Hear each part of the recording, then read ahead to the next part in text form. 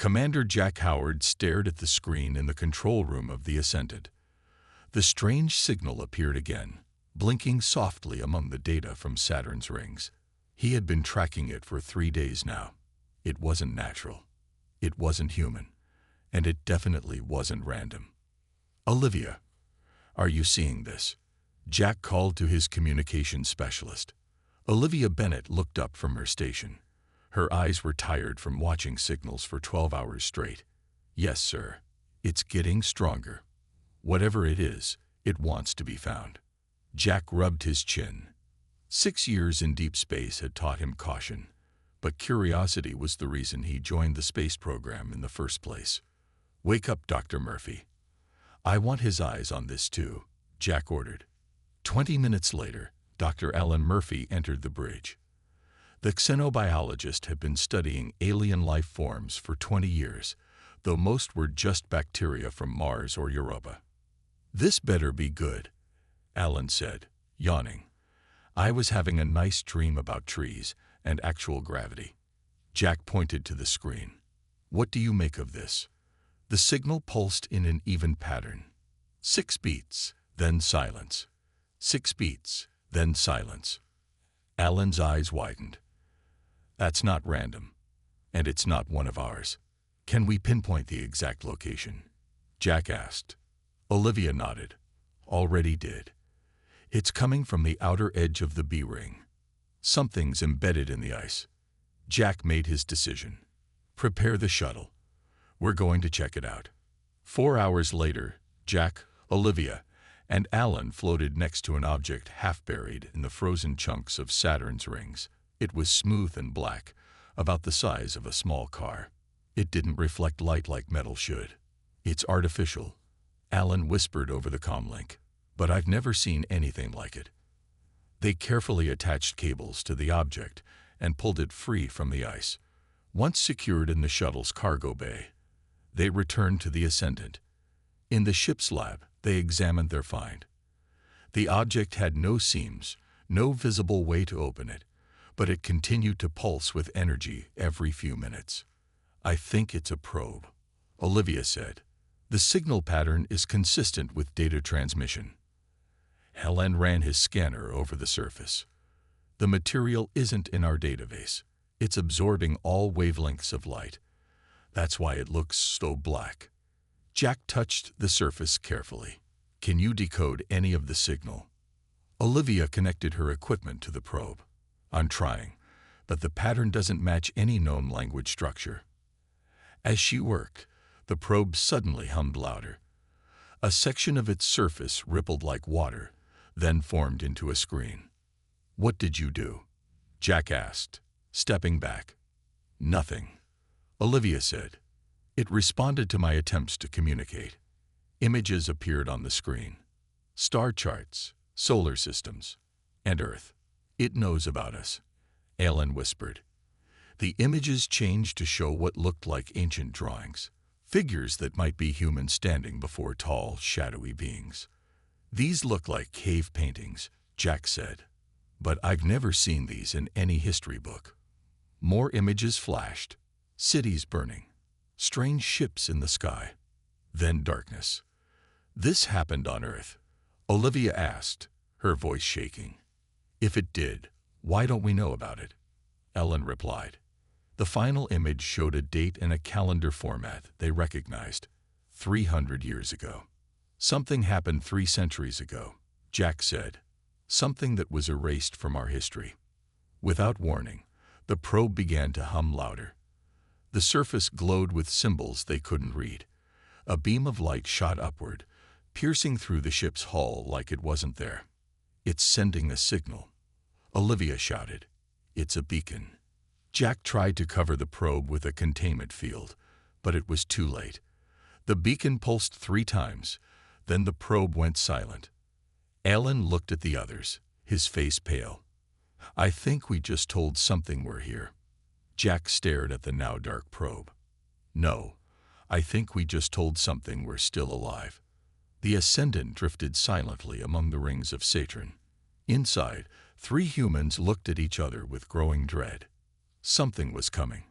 something that had visited Earth before, something that might not be happy to find humans had survived. 3 months passed since the probe sent its signal.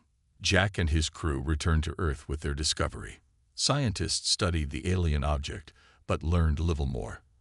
Life continued normally, until it didn't.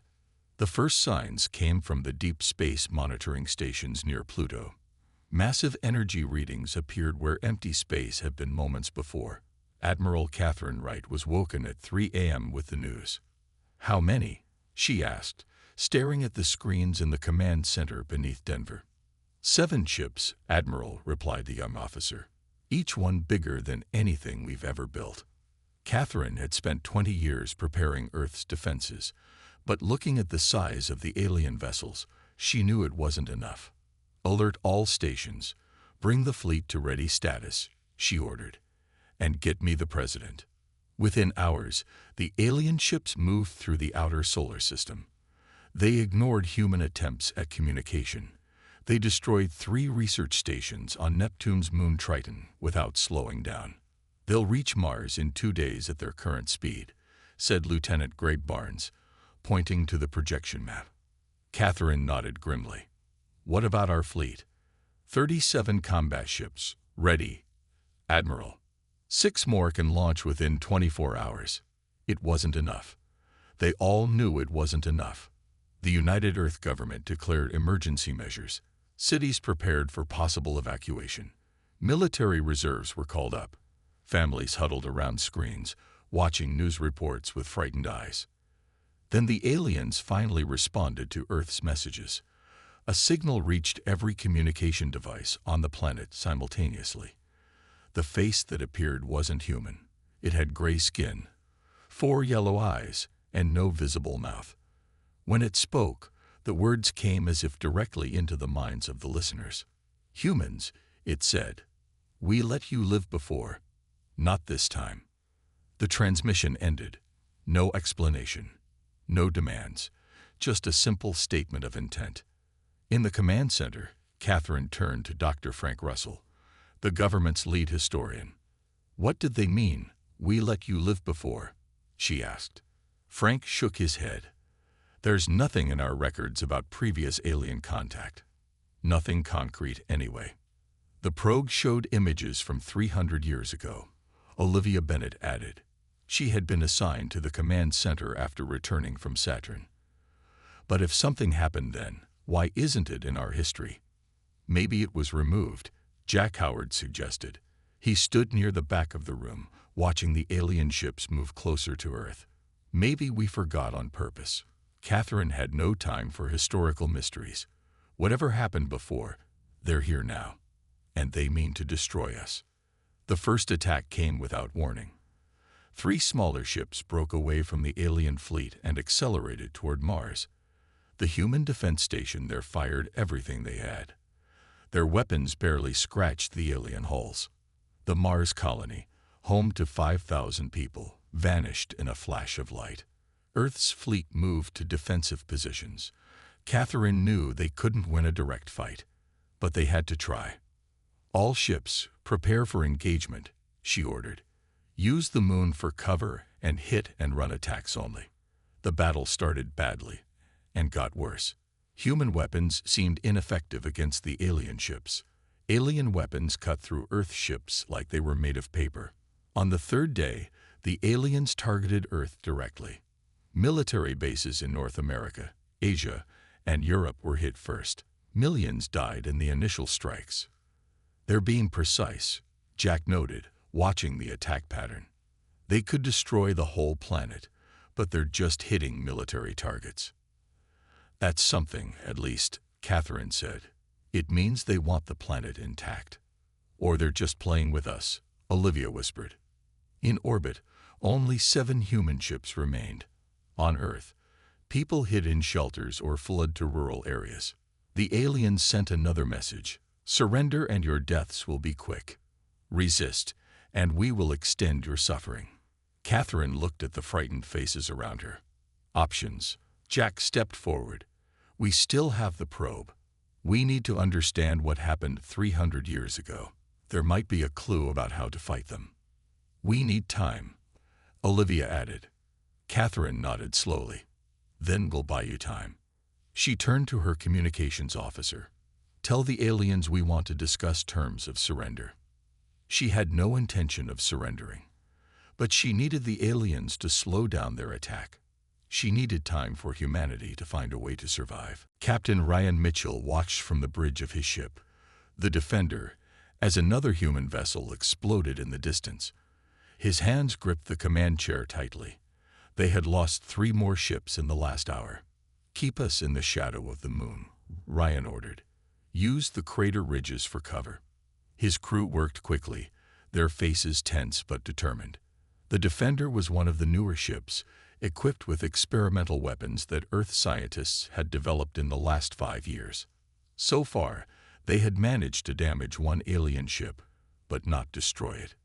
Sir, we're receiving a signal from Admiral Wright, said the communications officer. Ryan nodded. Put her through. Catherine's face appeared on screen. She looked tired, with dark circles under her eyes. Captain, we need time. I sent a message to the aliens asking for surrender talks. While they're distracted, I need you to try something new. She explained her plan. It was risky, maybe even suicidal. Understood, Admiral, Ryan said. We'll give it our best shot. His ship moved slowly around the moon, staying hidden from the alien fleet. 5 other human ships joined them. They each carried a new type of missile, something the aliens hadn't seen yet. All ships target the smallest alien vessel, Ryan ordered. Fire on my command. The 6 human ships launched their missiles simultaneously. The weapons streaked toward their target. The alien ship tried to shoot them down, but 3 missiles got through. They struck the alien hull and detonated. For a moment, nothing happened. Then the alien ship's shields flickered and failed. It worked, someone shouted. Ryan didn't celebrate yet. All ships, conventional weapons, focus fire. The human ships poured everything they had into the damaged alien vessel. Slowly, painfully, the alien ship began to break apart. We got one, Ryan said quietly. It had cost them nearly 30 ships to destroy a single alien vessel, but they had done it. Meanwhile, beneath the Rocky Mountains in a secret facility, Dr. Lisa Carpenter made a startling discovery. She had been studying brain scans of people who claimed to hear the alien voices more clearly than others. Look at this, she said to her colleague. Their brains show unusual activity in this region. The scans showed bright spots in areas of the brain that most humans never used. Lisa had tested herself too. She showed the same spots, though not as bright. I think the aliens communicate telepathically, she explained. And some humans can pick it up. Maybe we all can, with practice. As she worked, a group of survivors from a destroyed military base arrived at the facility. Among them was engineer Paul Winters. He had noticed something during the attacks. The aliens can't see certain frequencies, Paul explained to the base commander. When we tried to escape, they didn't react to our shuttle until we started regular engines. But when we were using the new stealth system that operates on this frequency, they acted like we were invisible. The commander immediately reported this to Admiral Wright. For the first time since the invasion began, humanity had found 2 potential advantages. Above Earth, the aliens agreed to Catherine's request for surrender talks. They allowed a small human ship to approach their main vessel. Catherine sent a diplomatic team, not expecting them to return. Their real mission was to gather information. In Denver, Jack and Olivia continued studying the alien probe with new urgency. Look here, Olivia said, pointing to symbols flashing across the probe's surface. I think these are names. Names of planets or species. Jack nodded. And this one keeps appearing. He pointed to a symbol that looked like a curved line with 3 dots above it. Xarvoth, Olivia said suddenly. What? I don't know how I know, but that symbol means Xarvoth. I think that's what they call themselves. Jack looked at her strangely. How could you possibly know that? Before she could answer, an alarm sounded. The aliens had broken the ceasefire. 3 massive ships were moving toward Earth's last defensive line. But across the world, separated by distance but united in purpose, humans had begun to find the aliens' weaknesses. Captain Ryan with his experimental weapons, Dr. Lisa with her discovery of human psychic potential, Paul with his finding about the electromagnetic blind spots, and Jack and Olivia with the secrets of the probe. The real resistance was just beginning. 2 weeks into the invasion, humanity's situation remained desperate but not hopeless. The discovery that the aliens, now known as the HFY, couldn't detect certain frequencies gave Earth's forces a small advantage. They used this knowledge to hide their movements and communications. Dr. Lisa Carpenter worked day and night in her underground lab. She tested hundreds of volunteers, looking for those with the strongest psychic sensitivity. "Try again," she said to a young soldier. "Focus on the pattern and tell me what you feel." The soldier stared at a blank screen. Unknown to him, Lisa was projecting a simple image in her mind, a circle with a line through it. "I see.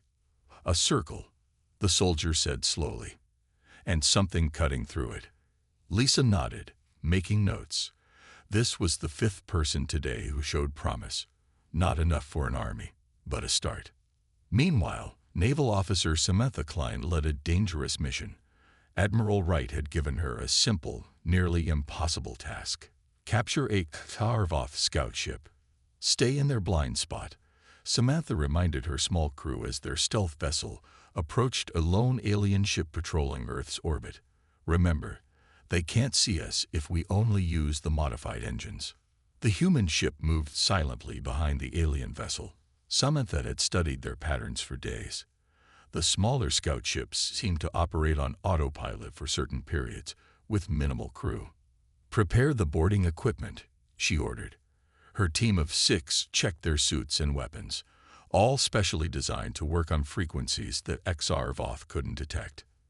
They attached their ship to the alien hull using magnetic clamps. Special cutting tools opened a hole big enough for them to enter. Inside, they moved carefully through strange corridors. "Life signs ahead," whispered one of the team, checking a handheld scanner. They found 2 aliens operating the ship. The HFY were tall, gray-skinned beings with 4 yellow eyes. But they weren't alone. Working alongside them were smaller, green-skinned creatures that looked frightened. Samantha's team used stun weapons to subdue everyone. As they secured the ship, one of the green aliens began to wake up.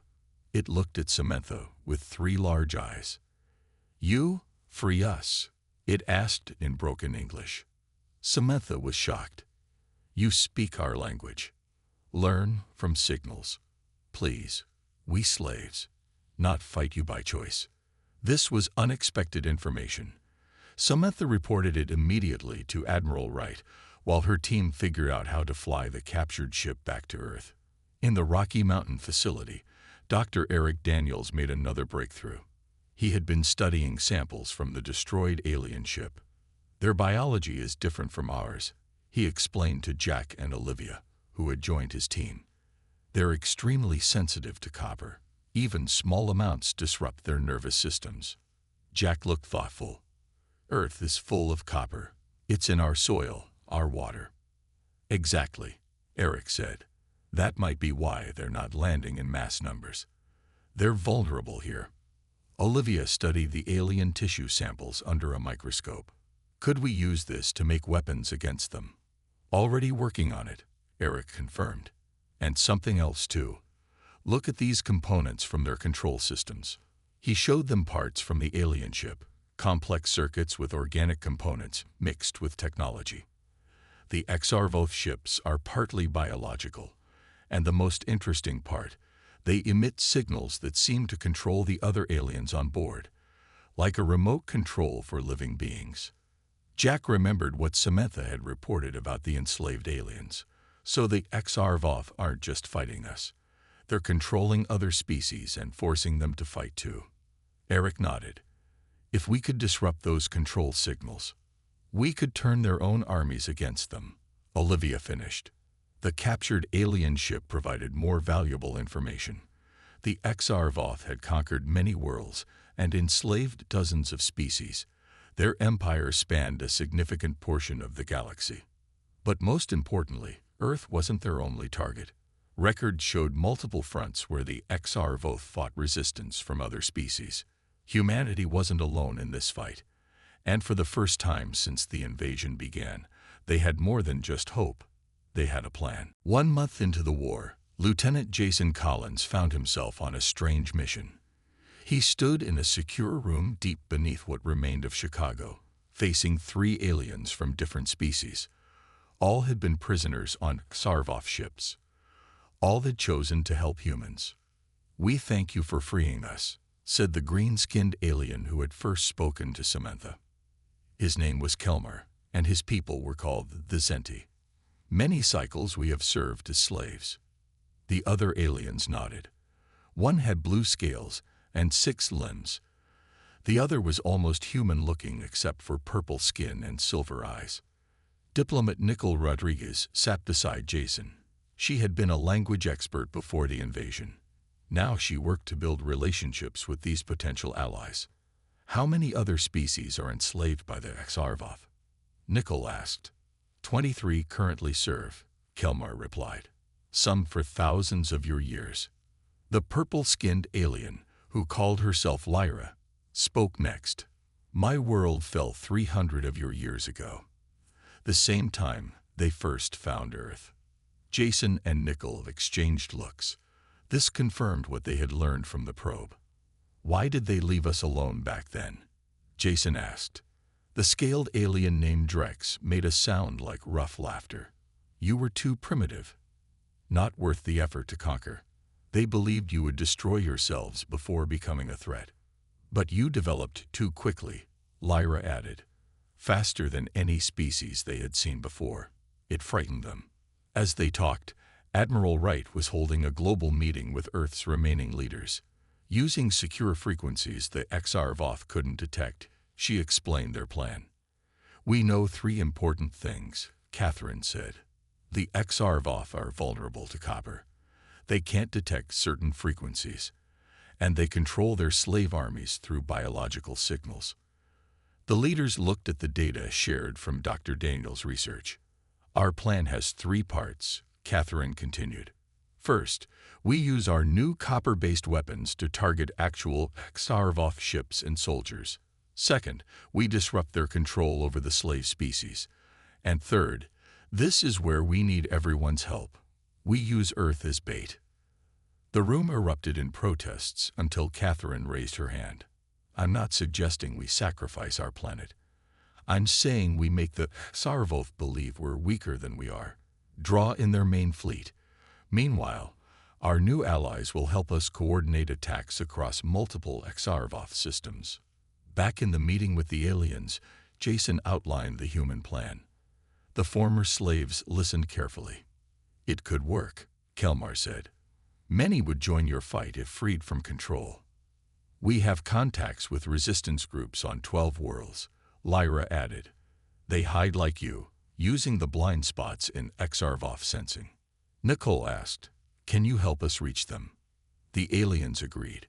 Using technology from the captured scout ship, they began sending messages to resistance forces on other planets. A galactic alliance was forming. Dr. Lisa Carpenter made another important discovery. The people with psychic sensitivity could not only receive communications, they could interfere with them. "It's like creating static," she explained to Jack Howard.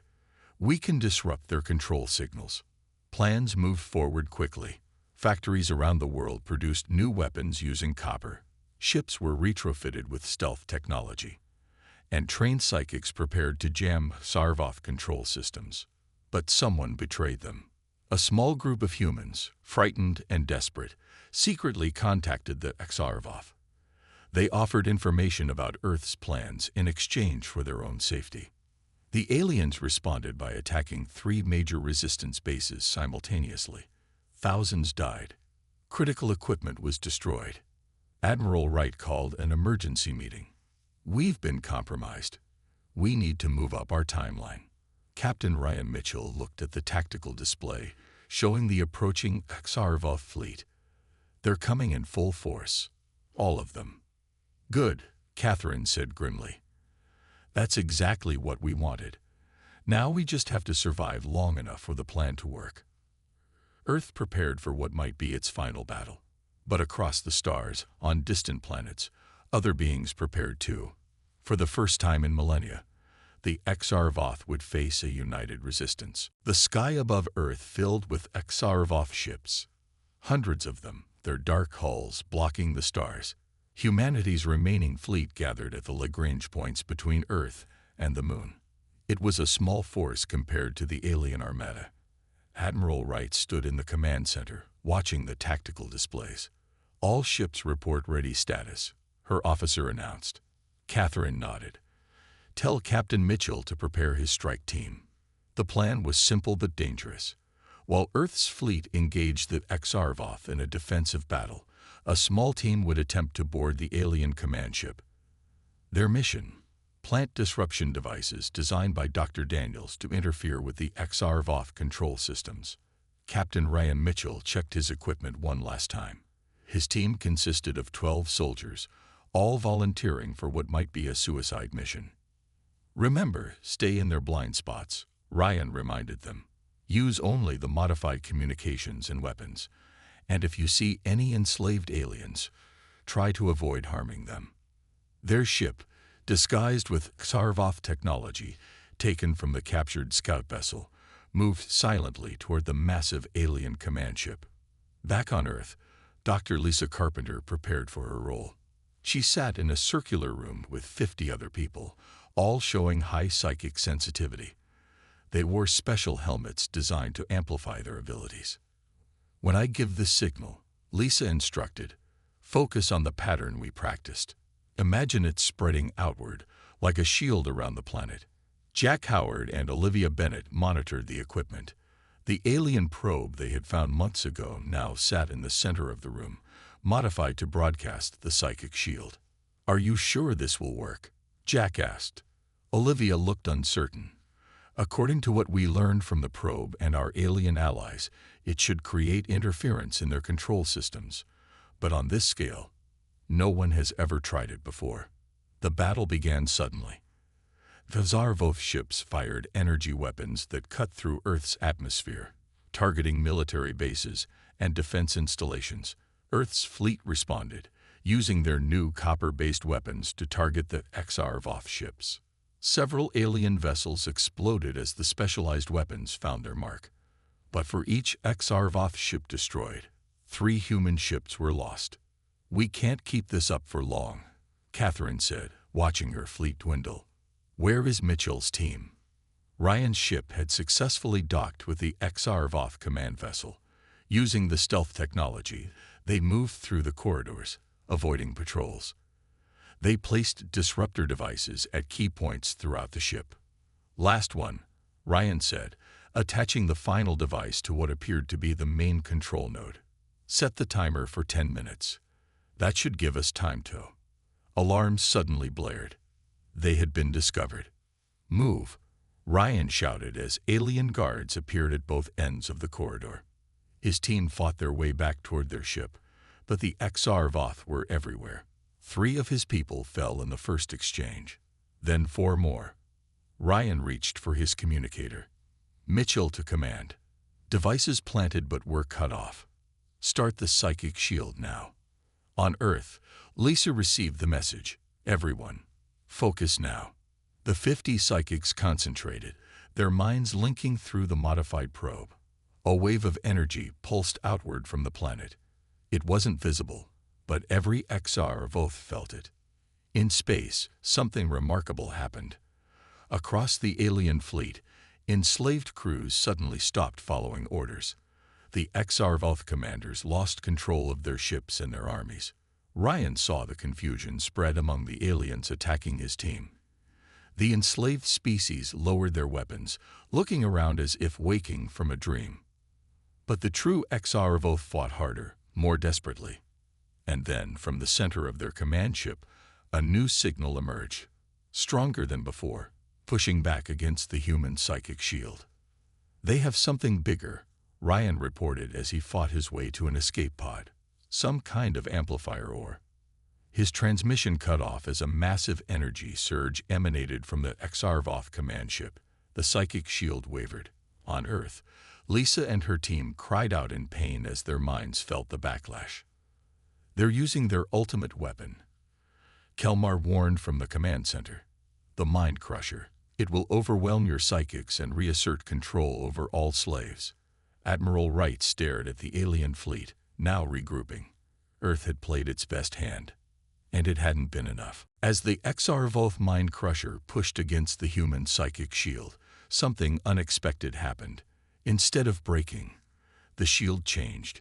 It grew stronger, deeper, more powerful. In the circular room, Lisa Carpenter opened her eyes in surprise. The 50 psychics around her were glowing with a soft blue light, and they weren't alone anymore. Across the planet, millions of humans felt a strange awakening in their minds. What's happening? Jack asked, watching the energy readings spike off the charts. Evolution, Lisa whispered. Under extreme pressure, we're evolving. The latent abilities that only a few humans had shown were now appearing in people everywhere. Humanity's collective mind pushed back against the Xarvoth weapon. In space, the battle paused as a visible wave of blue energy spread from Earth.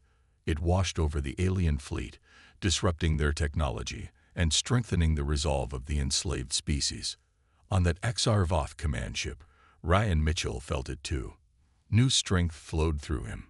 He and his remaining team members fought with renewed purpose, making their way to an escape pod. As they ran, Ryan came face to face with a tall Xarvoth commander.